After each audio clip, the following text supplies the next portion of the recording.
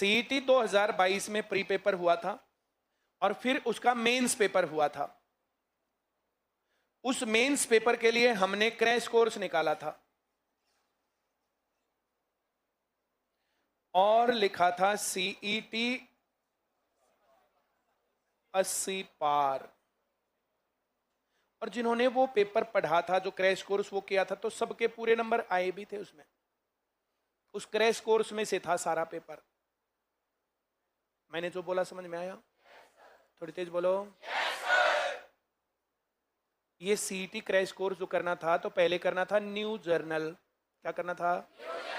New journal पूरा करने के बाद करना था क्रैश कोर्स। क्या करना था? फिर टाइम बच जाए तो ओल्ड करना है, तब टाइम बचा नहीं था तो मैंने दो ही चीजें करवाई थी, एक न्यू जर्नल और सीईटी का क्रैश कोर्स। क्या तुम मेरी बात समझ गए? पेपर बनाने की संभावना अलग अलग होती है। पढ़ा लिखा समझदार आदमी बनाए, मूर्ख आदमी बनाए, सही तरीके से बनाए और ऐंठ निकालने के तरीके से बनाए। हमारी नौकरी हर हालत में लगनी चाहिए। अगर पढ़ा लिखा समझदार आदमी सही तरीके से पेपर बनाता है, जैसा पिछली बार था, बहुत बढ़िया पेपर था, उस पेपर की कहीं कोई आलोचना नहीं है। सीईटी ग्रुप डी का जो पेपर था, 1 साल पढ़ा हुआ हर स्टूडेंट 60 प्लस पर था, 2 साल पढ़ा हुआ हर स्टूडेंट 70 प्लस पर था, 3 साल पढ़ा हुआ हर स्टूडेंट 80 प्लस पर था। ये 50 और 60 के बीच में था, ये 60 और 70 के बीच में, 70 और 80 के बीच में, और जो 4 साल पढ़े हुए थे वे सब 80 प्लस के थे। अभी इस पेपर को बहुत ज्यादा बढ़िया पेपर का दर्जा दिया जा सकता है, ऐसा नहीं था, ज्ञान तोल दिया गया इसमें। पेपर ऐसे ही बनना चाहिए। बढ़िया पेपर क्या होता है? बढ़िया पेपर वो होता है कि 30 सवाल सबको आए, 10 सवाल जिसने थोड़ा पढ़ दिया, और 10 सवाल जिसने और ठीक ठाक सा पढ़ा, और 10 सवाल जिसने मेहनत करी, और 10 सवाल जिसने तसल्ली कर दी, और 10 सवाल तो भाई जिन्हें कानों के बाल सफेद कर लिए। जिसने जितनी मेहनत करी उस हिसाब से मिला, वैसा पेपर था।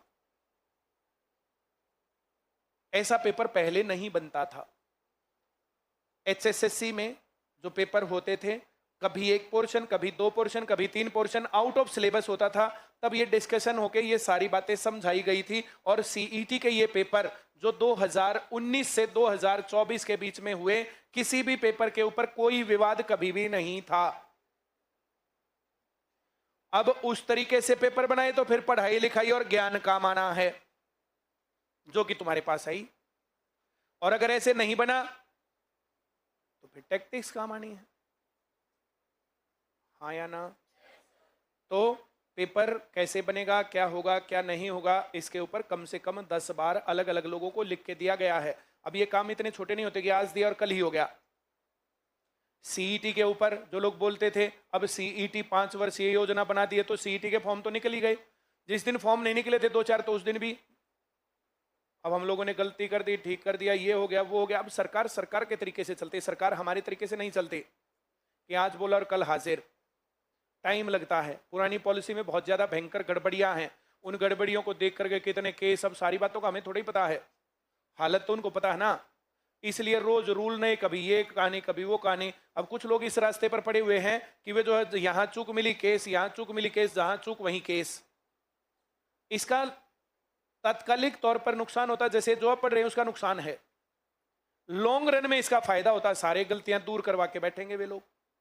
अपने घर से पैसा लगाते हैं वे लोग, अपने घर से टाइम लगाते हैं, अपने घर से एनर्जी लगाते हैं। जिस टाइम पर पढ़ करके वे नौकरी लग सकते हैं, उस टाइम पर उनके केसों में उलझे रहते हैं। वैसे लोग समाज का सुधार ही करते हैं। मैं जो कह रहा हूं समझ में आ रहा है?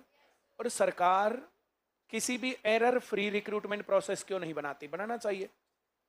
तो जितनी गड़बड़ियां हैं इस पॉलिसी में, उम्मीद है कि वे ठीक की गई होंगी। अगले आदमी सीधे डायरेक्ट जाकर के बातें बताने लग रहे हैं। पहले वाले जो चेयरमैन थे, बाकी लोग थे, वे लोग बोलते थे भाई हम आपको बता देंगे, आप सबको बता दो, वे बताते थे। उसमें हम उनके साथ सेटलमेंट और ये सब चीजें थोड़े करके आते थे।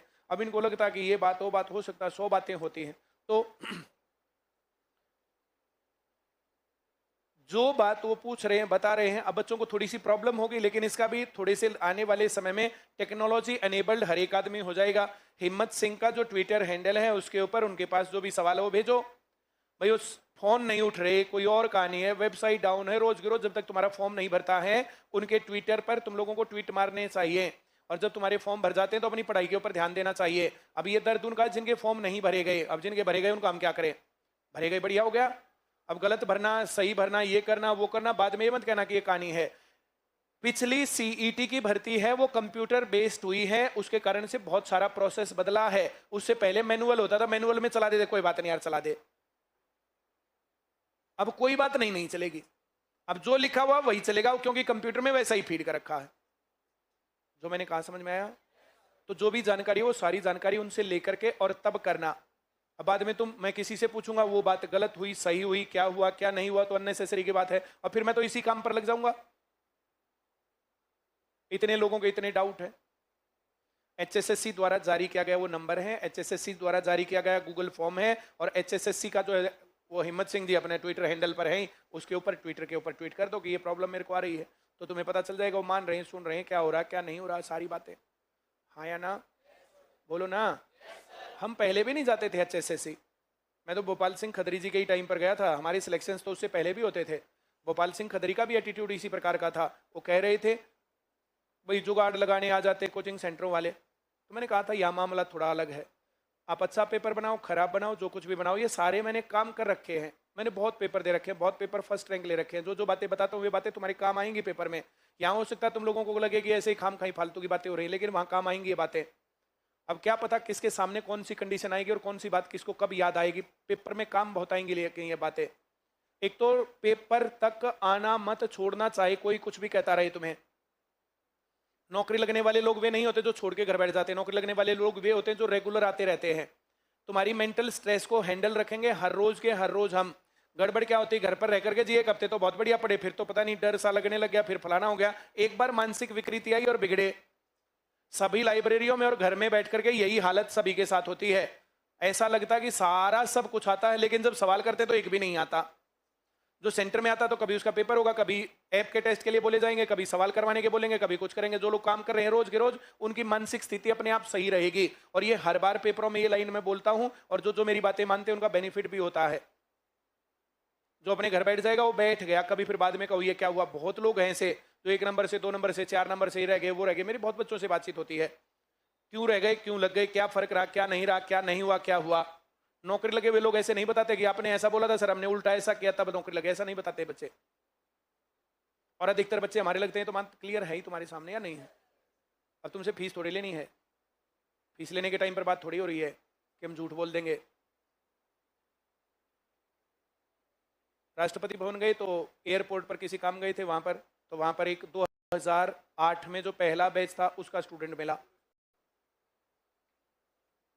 राष्ट्रपति भवन में गए तो 9 का मिला, 10 का मिला, और वहां जब जो अंदर घूम रहे थे तब वहां पर तो सारे ही बैचों के लोग थे।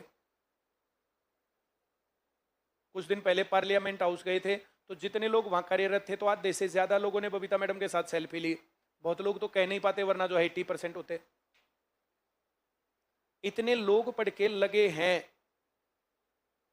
अब सीएम हाउस में जाते हैं, कभी और किसी ऑफिस में हमें बहुत जाना नहीं पड़ता, लेकिन जब भी जहां भी जाते तो हर जगह पर स्टूडेंट मिलते हैं। तो ये हालत हर जगह पर तब है जब ये सिलेक्शन हुए हैं। तो अपने आप ध्यान से ये सब काम जो हम बोलते जाएं वैसे करते जाना, तुम्हारा सिलेक्शन हो जाएगा। बीच में गैप्स मत मारना। बात समझ में आ गई?